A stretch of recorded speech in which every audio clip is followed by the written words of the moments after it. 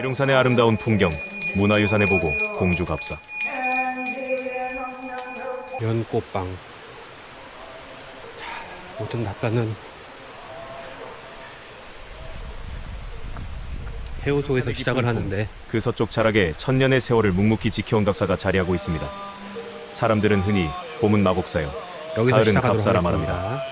이는 갑사의 가을이 얼마나 찬란한지를 함축적으로 보여주는 말일 것입니다. 화장실이고요. 색 단풍이 불타듯 계곡을 물들일 때 그곳을 찾는 이들의 발걸음은 비로소 깨닫게 됩니다. 갑사는 자연과 역사 그리고 신앙이 빚어낸 한 폭이 깃든 수채화임을 말입니다. 왼쪽다.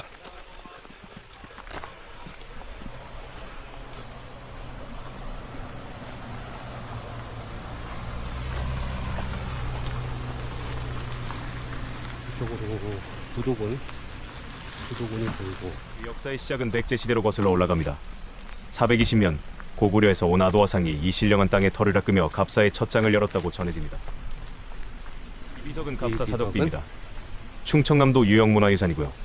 조선 중기에 세워진 비석으로 임진왜란과 정유재란으로 사찰이 전소된 지 약 60년이 지난 후에 재건 사업이 어느 정도 마무리되면서 그간의 역사를 정리하기 위해 1659년에 건립되었습니다. 는 갑사의 전체 역사가 요약되어 있습니다. 갑사 사적. 그 내용을 보면요. 백제 구이신왕 원년 420년에 아도화상이 창건했다. 통일신라 시대 의상대사가 화엄종의 도량으로 크게 중창하여 화엄 10차례 하나가 되었다. 임진왜란 당시 승병장 영규대사가 이곳에서 승병을 일으켜 활약했고 정유재란 때 왜군에 의해 사찰 전체가 불에 탔다. 전쟁이 끝난 후 1607년부터 인조, 교종대의 1위까지 오랜 기간에 걸쳐 사찰을 다시 세웠다. 오늘 활용사고 평가 와가지고 역사를 이어서 설명드리면 통일신라 시대 의상대사는 이곳을 화엄종의 중요한 도량으로 삼았고 갑사는 화엄 10차례 하나로 그 이름을 드높였습니다. 왕실의 비호 아래 불법의 등불을 밝히는 사찰은 안타깝게도 역사의 거대한 풍랑을 피하지 못했습니다. 임진왜란의 참화는 이곳 계룡산의 고요한 산사마저 휩쓸었습니다. 갑사는 나라가 위기에 처했을 때 문현이 일어선 승병의 중심지였습니다. 영규대사는 이곳에서 승병을 규합하여 청두성을 탈환하는 혁혁한 공을 세웠고 금산 전투에서 조원과 함께 장렬히 순국했습니다. 안타깝게도 정유재란의 불길은 사찰의 정각 대부분을 잿더미에 만들었고 지금 우려나는 건물들은 그 뼈아픈 상처 위에서 17세기에 다시 피어난 꽃과 같습니다. 갑사강당은 갑사의 중심 영역으로 들어서는 길목, 대웅전 앞마당 건너편에 자리한 건물입니다. 현재 충청남도 유형문화재 제95호로 지정되어 있습니다. 정유재란 1597년때 불에 타버렸던 것을 1614년에 다시 지었습니다. 그 후로도 여러 큰 수리를 거쳐 오늘에 이르고 있습니다.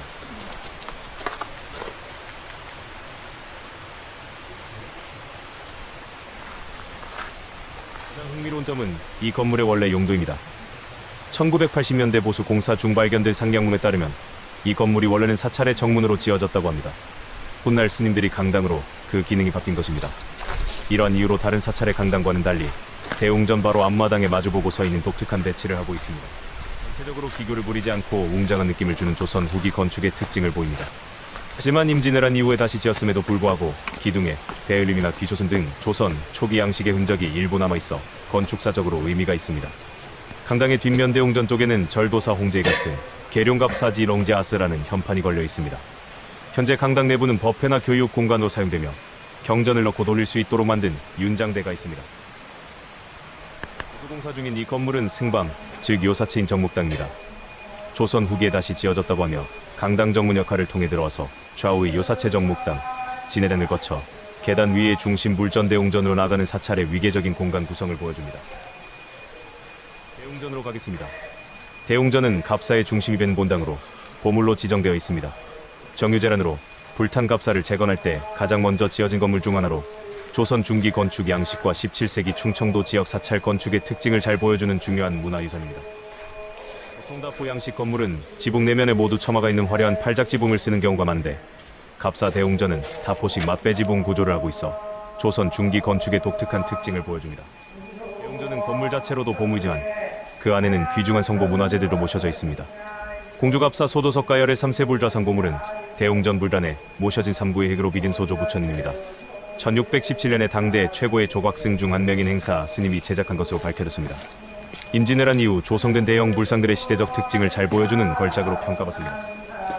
삼신불 괴불탱국보은 대웅전 불상 뒤편에 보관되어 있는 거대한 불화괴불입니다. 1650년에 제작되었으며 조선 중기 괴물의 특징을 대표하는 뛰어난 작품입니다.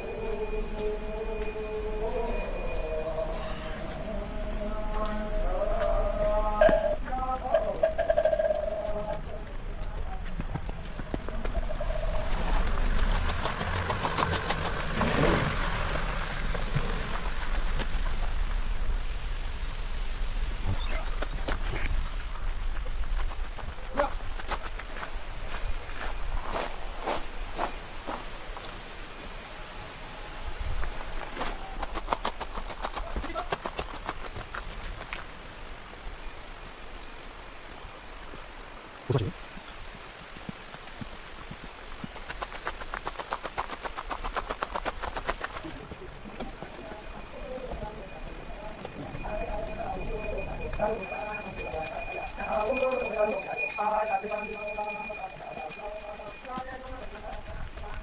갑사 삼성각은 충남 문화재 자료입니다.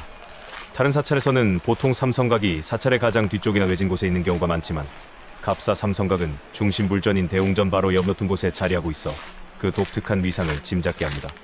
삼성각은 오늘날도 많은 참배객이 무병장수, 재물, 소원 성취 등을 기원하기 위해 찾는 갑사의 주요 기도처 중 하나입니다.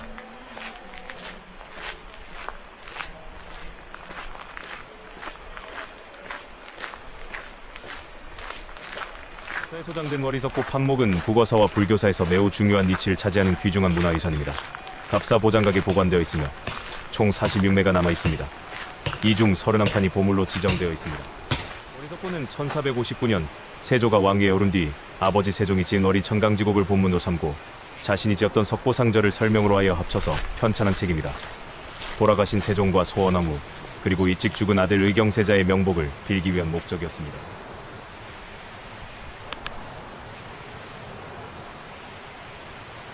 갑사에 있는 판목은 선조 2년인 1569년에 충청도 한산에 사는 백개만 등의 시주로 다시 새긴 복각본 판목입니다. 이 판목은 본래 충남 논산의 쌍계사에 보관되어 있었습니다. 일부 기록에서는 영주 휘방사의 판목이 한국전쟁 때 옮겨졌다는 설도 있으나 갑사 판목은 16세기 쌍계사 복각본이 옮겨온 것으로 보는 것이 일반적입니다. 이후 어떤 경위로든 갑사로 옮겨져 현재까지 보관되고 있습니다. 월이석고는 조선 초기에 가능된 가장 중요한 한글 문헌 중 하나이지만 1459년의 원본 판목은 물론 다른 어떤 판목도 현재 전해지지 않습니다. 갑사의 판목은 비록 복각본이나마 국내에 유일하게 남아있는 월이석고의 판목이라는 점에서 독보적인 가치를 지닙니다. 민정음 창제 직후의 한글 모습과 15세기 국어 중세 국어를 연구하는 데 가장 중요한 자료 중 하나입니다. 또한 16세기에 다시 새기면서 변형된 부분이 있는지 등을 비교하며 국어의 변천 과정을 연구할 수 있는 귀중한 1차 사료입니다. 실주도로 이루어진 조선 초기의 불교 경전 간행 사업의 실물 자료이며 당시의 정교한 목판 인쇄소를 보여주는 증거이기도 합니다.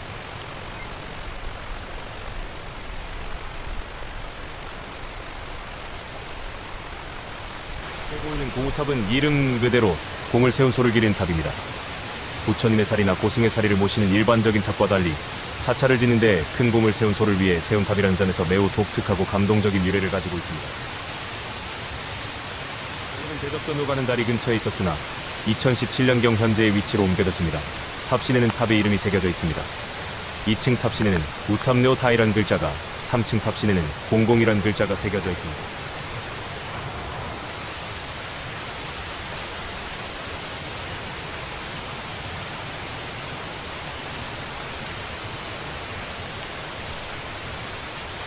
탑은 보물로 지정되어 있습니다. 종에 새겨진 명문에 따르면 이 종은 1584년에 국왕인 선조의 만수무강을 축원하고 나라의 평안을 기원하기 위해 만들어졌습니다.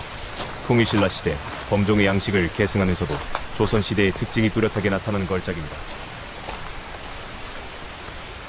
명문에는 당시 갑사의 이름이 현재의 갑사가 아닌 갑사사제아 실세로 기록되어 있어 사찰의 옛 이름을 알 수 있는 중요한 자료가 됩니다.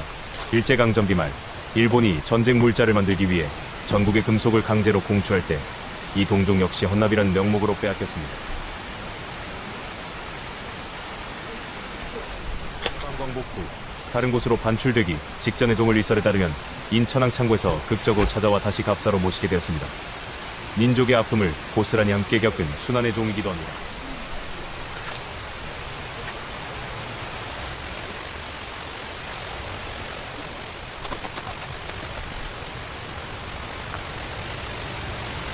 왼쪽으로 안반 위에 지어진 저 건물은 간성장근 전도항입니다.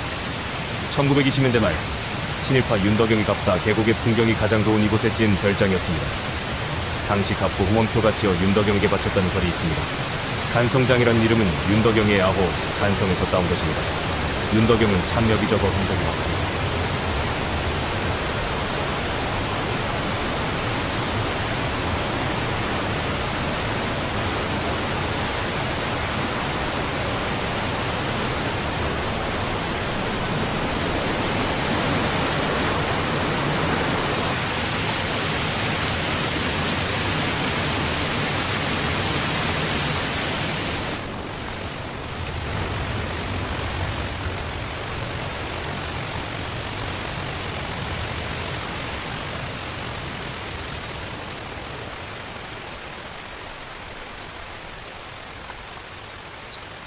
건물은 대적전입니다. 대적다지은 크나큰 고요함을 뜻하며 번뇌가 사라진 열반의 세계, 즉 비로자나불의 정토인 대적광토다지광토를 상징합니다.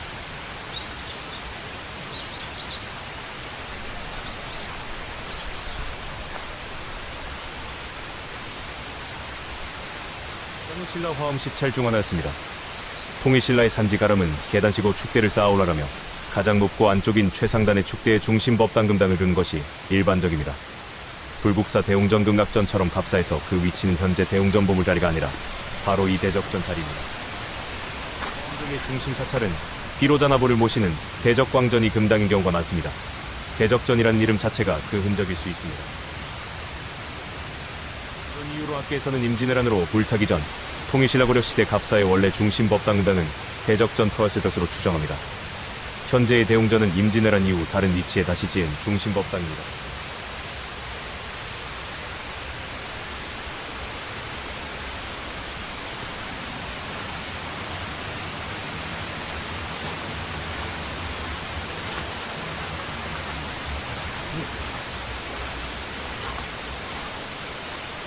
현재의 건물은 임진왜란 정유재란으로 불탄 것을 조선 후기에 다시 지은 것입니다. 이름 대적전 때문에 비로자나보를 모셨을 것 같지만 현재 갑사 대적전의 불단에는 목조 아미타 3존불 좌상이 모셔져 있습니다. 이는 조선 후기 사찰 운영 과정에서 모시는 부처님의 구성에 변화가 있었음을 보여줍니다.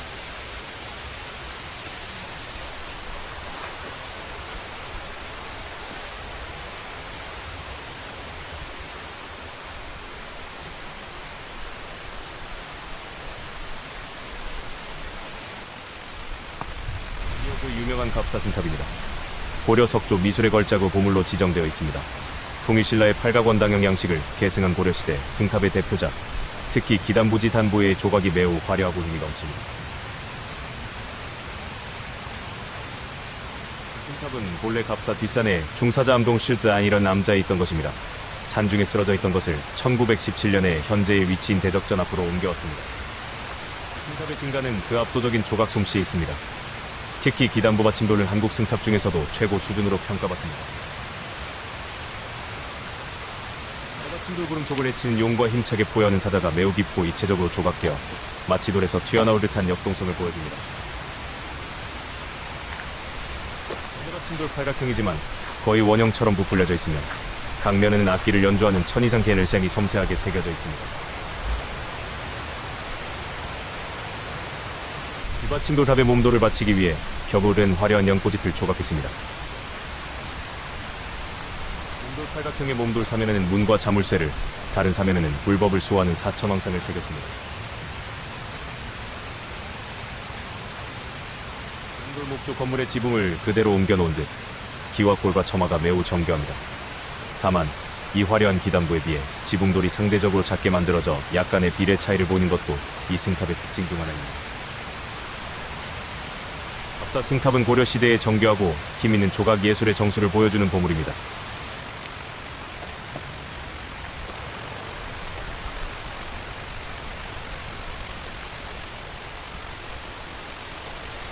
이 초석이 있습니다. 말씀드린 바와 같이 이곳은 학계에서 통일신라 고려시대 갑사에 원래 중심 법당금당이 있었을 것으로 추정하는 갑사의 가장 중요한 성역입니다.